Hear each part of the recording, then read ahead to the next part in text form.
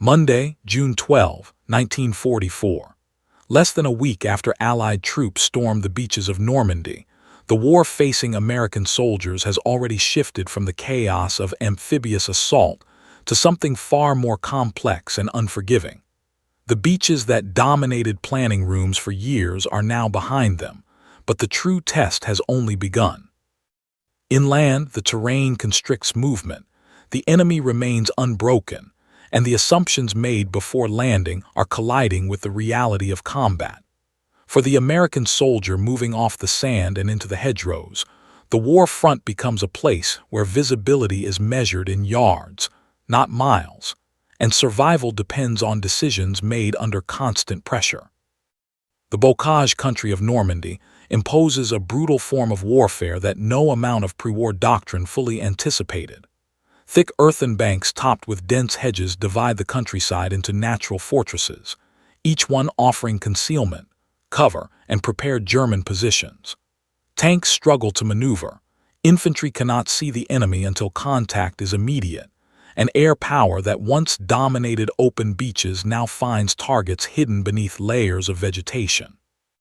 Every advance becomes a small battle, repeated hundreds of times a day along a front that moves forward only in painful increments. American divisions advancing inland discover that speed, which planners hoped would follow the landings, is impossible to maintain. Units become disoriented in the maze-like terrain, communications break down, and commanders at every level are forced to make decisions with incomplete information. The enemy is rarely seen, but always present, launching ambushes from positions prepared months in advance. Pressure builds not only from German resistance, but from the knowledge that time matters.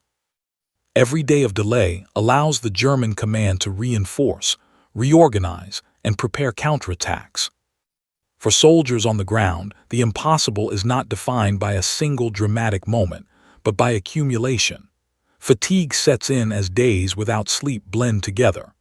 The constant threat of artillery fire turns even moments of rest into exercises in tension.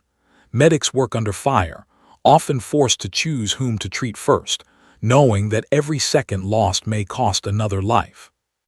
Officers discover that leadership in this environment is not about issuing orders from maps, but about maintaining cohesion among men pushed to the edge of endurance. Air power, so decisive in pre-invasion planning, adapts unevenly to the realities of the front. Fighter-bombers strike road junctions and supply columns beyond the immediate battlefield, but close air support remains difficult in the hedgerows. Identifying friendly positions is risky, communication delays lead to missed opportunities, and weather frequently grounds aircraft when they are needed most. The promise of overwhelming air dominance remains real, but its effects are indirect, shaping the broader campaign rather than resolving the immediate struggle faced by infantry units pinned down by machine gun fire. American armored units face their own form of impossibility. Tanks designed for maneuver warfare find themselves constrained by narrow lanes and hidden obstacles. German anti-tank teams exploit the terrain, allowing enemy armor and infantry to engage at close range where technological advantages are reduced. Crews adapt by improvising modifications, welding metal prongs to tank fronts to break through hedgerows, a solution born not from doctrine, but from necessity under fire. These adaptations illustrate how pressure forces innovation, even as losses mount. The war front is also shaped by logistics, an invisible but decisive factor. Ammunition, fuel, and medical supplies must move forward along roads still under threat from artillery and air attack. Delays ripple outward, affecting operations far from their source. A stalled supply convoy can halt an entire advance, leaving frontline units exposed. Commanders learn that maintaining momentum is not just a tactical challenge, but a logistical one, where success depends on coordination across vast distances under constant threat. As June turns into July, the American experience in Normandy reveals a hard truth about modern war. Superior resources and manpower do not guarantee rapid victory. Instead, progress is measured in fields taken, villages secured, and casualties endured. The impossible becomes routine, as soldiers adjust their expectations and redefine success as survival and incremental advance. Every decision carries consequence, from a platoon leader choosing a route through a hedgerow to a corps commander deciding where to commit reserves. Beyond Normandy, similar pressures confront American soldiers across multiple fronts. In Italy, mountainous terrain and fortified German positions create battles defined by attrition and endurance. Advances are slow, weather compounds difficulties, and morale is tested by the perception of fighting in a secondary theater with limited resources. Yet the consequences of failure remain real, tying down enemy forces and shaping the broader strategic picture of World War II. In the Pacific, the war front presents a different form of impossibility. Dense jungles, extreme heat, and an enemy willing to fight to the death challenge American forces in ways unfamiliar to those in Europe. Logistics again become decisive, as every bullet, ration, and medical supply must be transported across vast ocean distances. Air and naval power provide advantages, but ground combat remains intimate and brutal, with pressure and uncertainty defining every engagement. Across these theaters, a common pattern emerges. American soldiers face situations where plans collide with reality, where technological superiority is constrained by environment, and where success depends on adaptation under fire. Strategy shapes the framework of operations, but outcomes are determined by how individuals and units respond when confronted with the impossible. The war front becomes not a single line on a map, but a collection of lived experiences, each shaped by pressure, uncertainty, and consequence. As the war continues into late 1944 and early 1945, these experiences accumulate, informing new tactics and reshaping expectations. Lessons learned at immense cost are incorporated into training and planning, even as the fighting itself allows little time for reflection.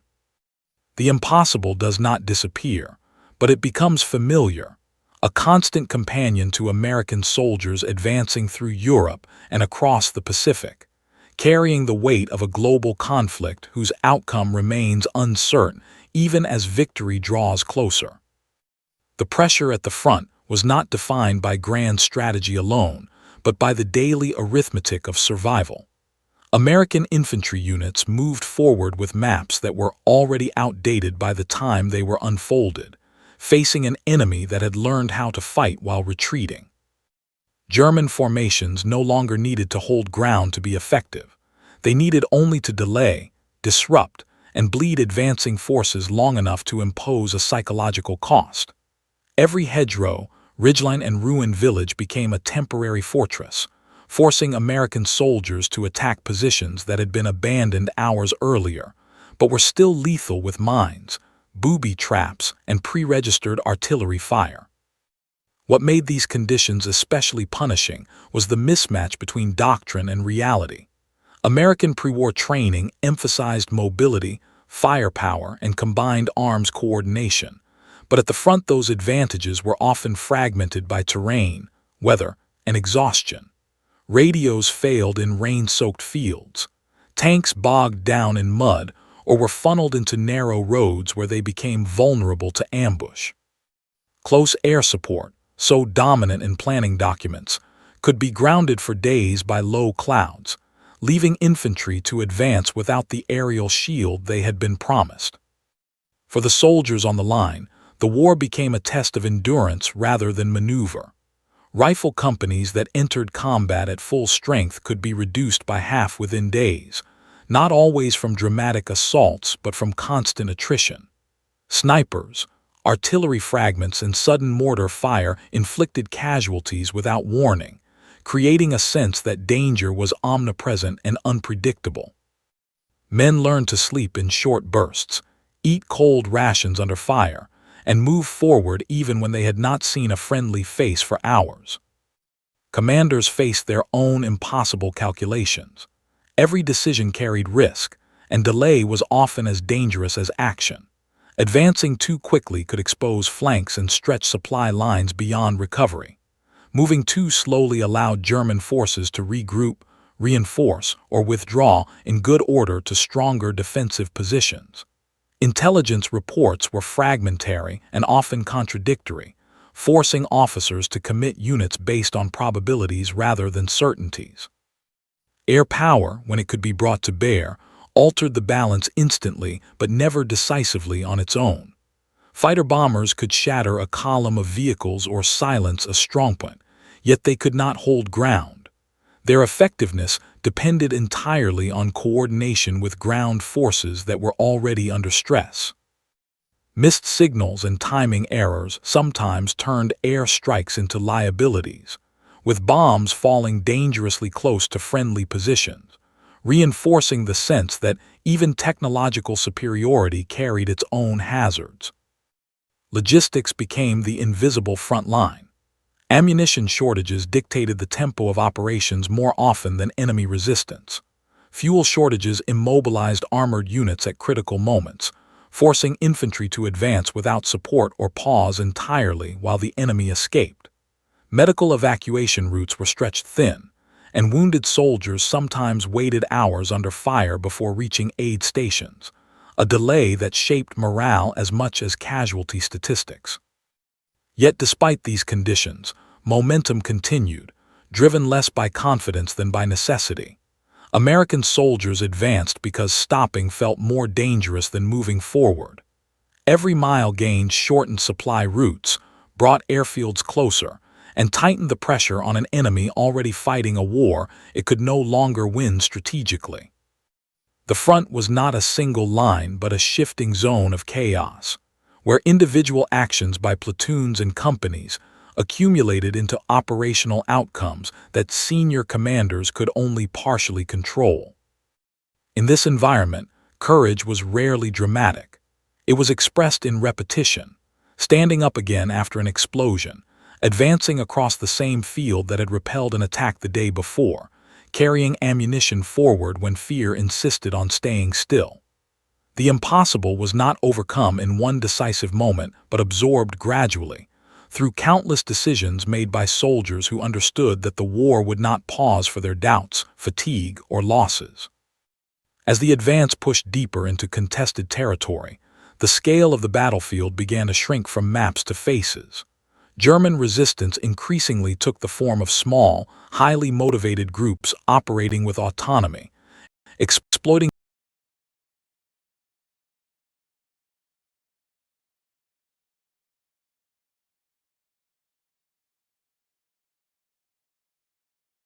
familiarity with local terrain and the desperation of a collapsing front.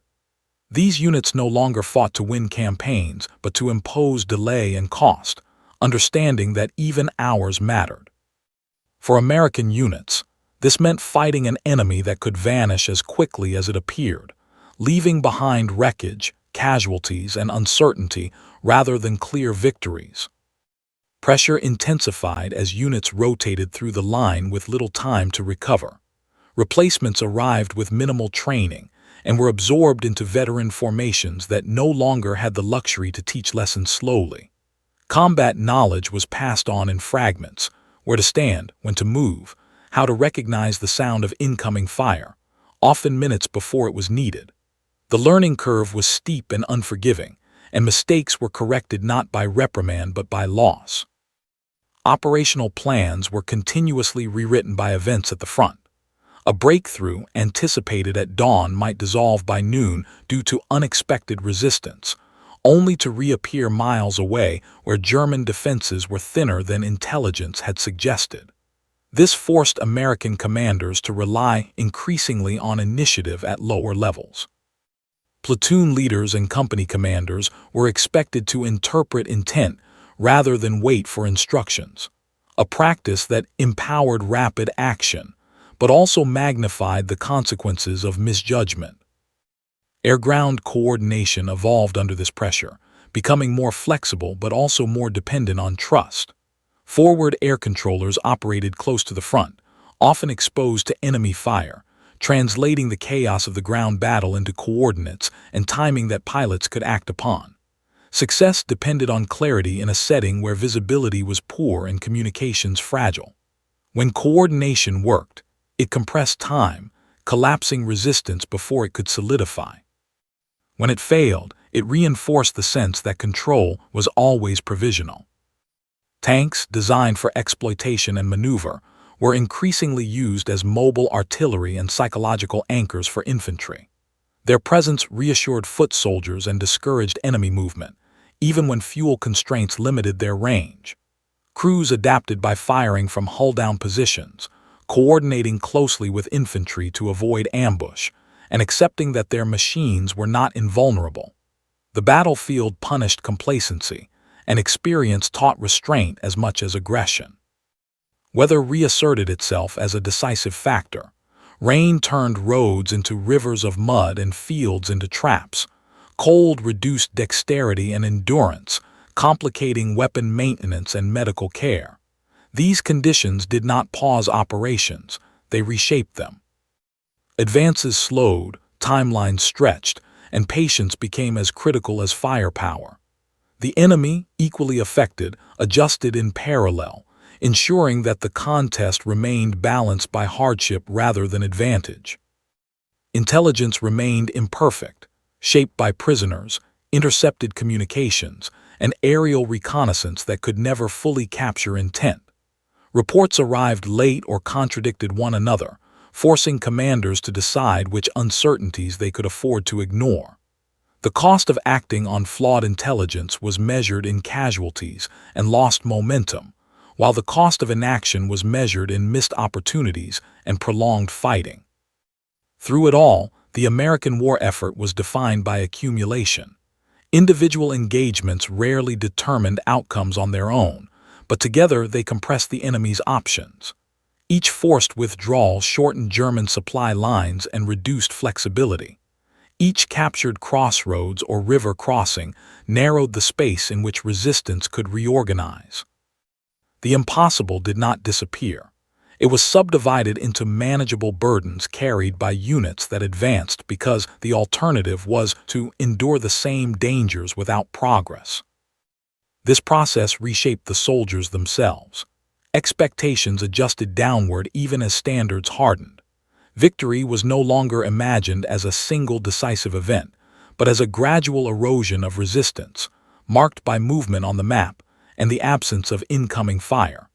In that absence, brief and fragile American soldiers found proof that pressure, sustained under uncertainty, could translate into irreversible consequence on the battlefield of World War II. As the front advanced, command cohesion became both a strength and a vulnerability. Higher headquarters pushed for tempo, aware that delay favored an enemy fighting for time, yet every mile gained extended supply lines already strained by damage, weather, and competing priorities across the theater. Truck convoys ran day and night, headlights masked, drivers navigating by memory and instinct as much as by maps.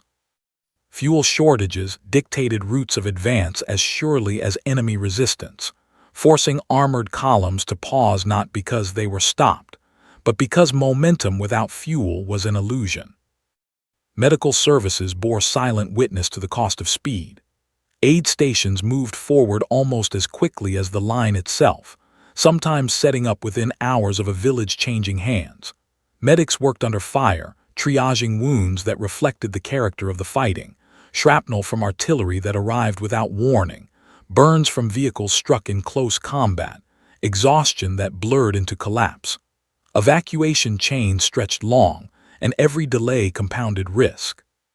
Survival often depended less on the severity of a wound than on how quickly it could be treated.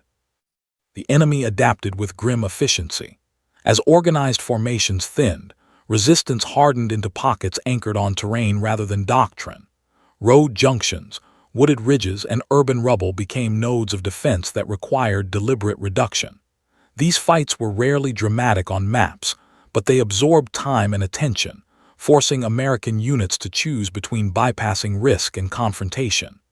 Each decision carried consequence, shaping the flow of the advance and the security of its flanks.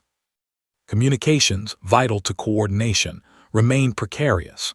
Wire was cut by shell fire, radios failed under strain, and messages were relayed by runners who moved through fire because there was no alternative. Orders arrived late or not at all, reinforcing a culture in which intent mattered more than instruction. Leaders learned to state objectives clearly and trust subordinates to execute within the realities they encountered. This decentralization was not ideological, it was imposed by circumstance. Civilian presence complicated operations in ways no manual fully addressed. Liberated towns brought crowds, questions, and the burden of restraint. Soldiers navigated a narrow space between relief and suspicion, aware that intelligence could be hidden behind gratitude, and that mistakes carried political and moral weight. The war did not pause for these interactions, but it absorbed them, adding layers of responsibility to already overextended units. As pressure mounted, the cumulative effects of fatigue altered judgment.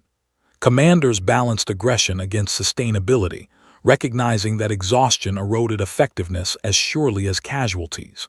Rotations were planned but often disrupted, leaving units in the line longer than intended. Experience compensated for fatigue to a point, but beyond that point even veterans faltered. The calculus of command became an exercise in managing decline while extracting progress. Air power continued to shape outcomes indirectly as much as directly. Beyond strikes, its presence constrained enemy movement and morale, forcing dispersal and concealment that slowed responses. Yet reliance on air support introduced its own uncertainty, subject to weather and availability. Ground commanders learned to plan for its absence even as they hoped for its arrival, ensuring that operations did not hinge on a single advantage. In this environment, success was measured in continuity rather than spectacle.